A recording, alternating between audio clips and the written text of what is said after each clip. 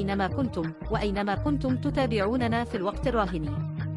تستهدف سجلات هذه القناة الطبقة الفكرية والسياسية في موريتانيا، ولكن أيضا مستخدمي الإنترنت التقدميين في القارة الإفريقية.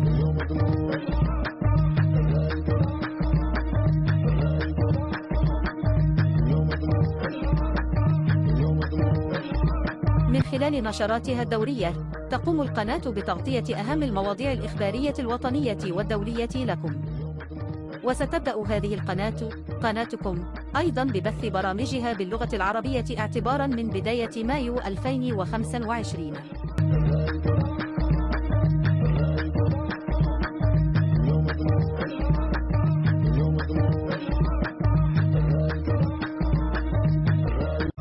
إذا كنت لا تريد أن تفوت أيا من أعمدتنا، الأعمدة التي تبث على منصة صوت المواطن، ومنصة مجموعة موريتانيا للصحافة، ومنصة الوطنيين المتحدين في موريتانيا، اشترك في القناة الآن بالضغط على جرس الإشعارات.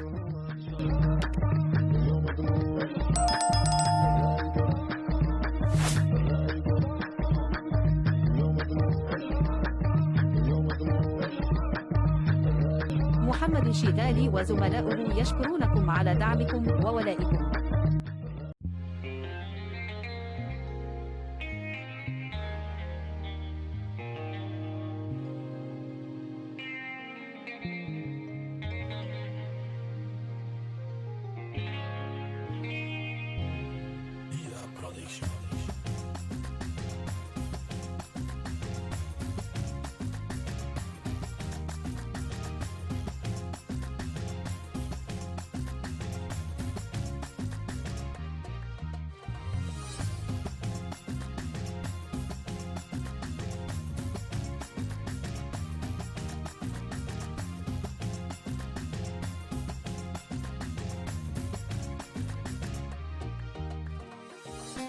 Le lundi 28 avril 2025, les autorités sécuritaires algériennes ont opéré la saisie de 1,65 million de comprimés d'ecstasy en provenance de Marseille. 9 suspects liés à un réseau criminel international opérant entre le Maroc et la France ont été arrêtés. Dans un communiqué diffusé par la télévision algérienne, la police avait estimé la valeur de la saisie à environ 4 milliards de dinars, près de 26 millions d'euros. C'était la plus grande quantité de ce type de drogue jamais saisie en Afrique. Les autorités algériennes n'ont malheureusement pas dévoilé l'identité des personnes interpellées, ce qui aurait pu aider les pays plaques tournantes et frontaliers avec l'Algérie d'être alertés sur les personnes appartenant au crime organisé. Dans la nuit du 2 au 3 mai, 96 heures seulement après la saisie par les douanes algériennes de cette quantité monstre de comprimés hallucinogènes, la gendarmerie mauritanienne a donné l'assaut à des entrepôts fictifs éparpillés dans la capitale mauritanienne. L'opération menée par les forces spéciales de la gendarmerie mauritanienne a permis de découvrir 5 entrepôts bourrés de faux médicaments, de jus de boisson dont le contenu semble-t-il est suspect et de comprimés hallucinogènes. Dans un communiqué rendu public, le parquet saisi pour cette affaire révélait que 5 entrepôts ont été scellés et 27 personnes sont impliquées de près ou de loin dans cette affaire qui secoue tous les milieux politiques et sociaux en Mauritanie. Ce qui inquiète dans cette affaire, c'est la saisie et le mode opératoire employé par les criminels du grand banditisme transfrontalier pour écouler leurs produits. Ces produits sont conditionnés dans des emballages qui éloignaient tout soupçon sur leur nature, ce qui facilitait leur circulation dans des centres de revente comme les pharmacies selon certains, ou leur mise en vente par des dealers de quartiers comme Dar Naem, Basra, Arafat, Dar El Beda, Sebka ou Kouveux.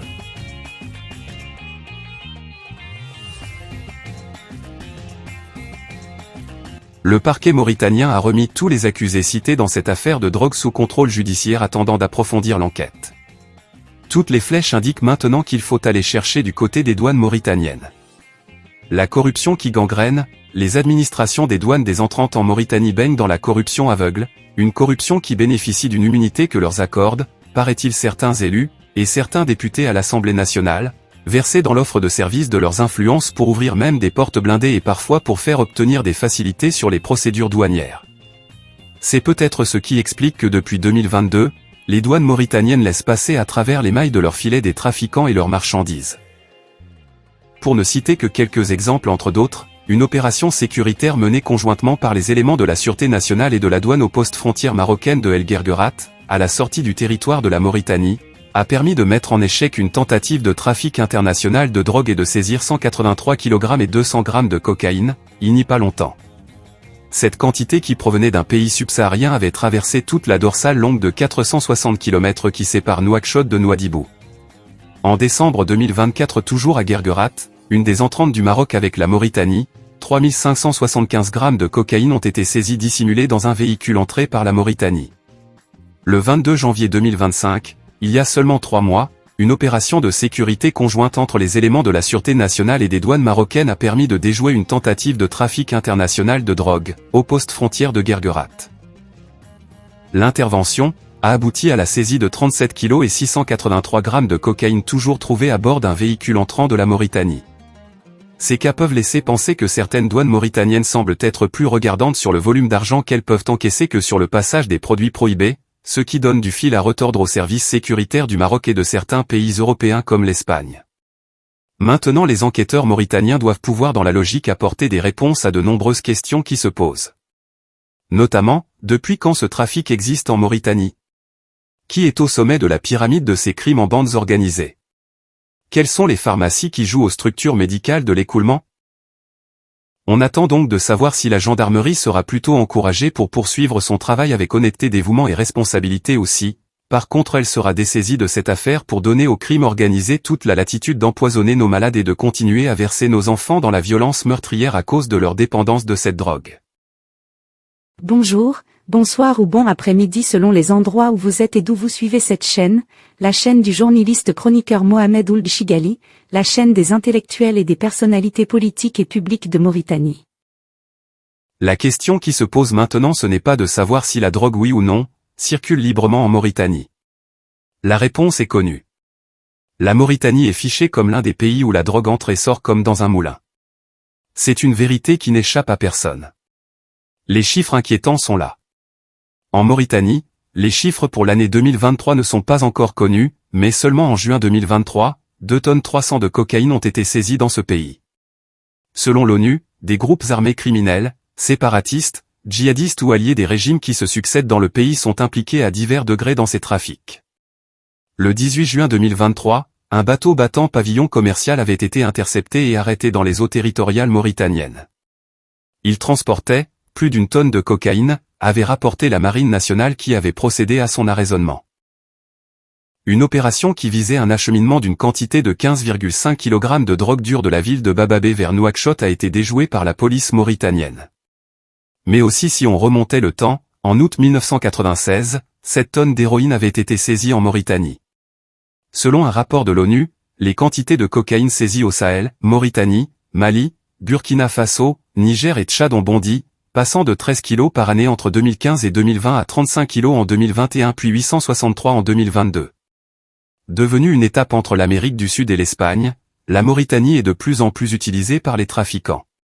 La drogue arrive par bateau du Brésil, transite par le port de Nouadhibou avant de repartir pour l'Espagne ou la France.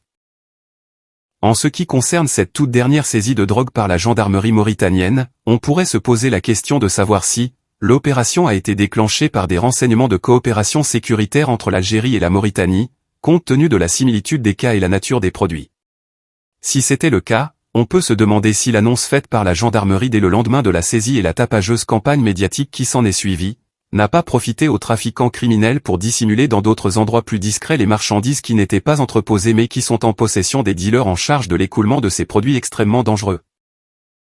Maintenant reste à savoir si, cette saisie spectaculaire par la gendarmerie nationale, qui a fait mettre en examen par le parquet 27 trafiquants de divers horizons, va faire déclencher par les autorités mauritaniennes une guerre sans merci aux narcotrafiquants, ou simplement va-t-elle amplifier un événement sans précédent qui finalement fera beaucoup de bruit pour rien. En tout cas un bruit et un très grand bruit il y a. Mais est-ce que ce bruit réduira ses décibels petit à petit et se laissera chanter à la fin comme les autres fois? Ce qui est certain, c'est que cette affaire de saisie de produits hallucinogènes ne fait que commencer. Qui gagnera la partie? La justice mauritanienne ou les trafiquants? Ou, alors ce qui est plus grave et ce que beaucoup de Mauritaniens craignent, ce bras de fer judiciaire entre la loi et le crime organisé finira-t-il sans gagnant et sans perdant? Toute la question est là.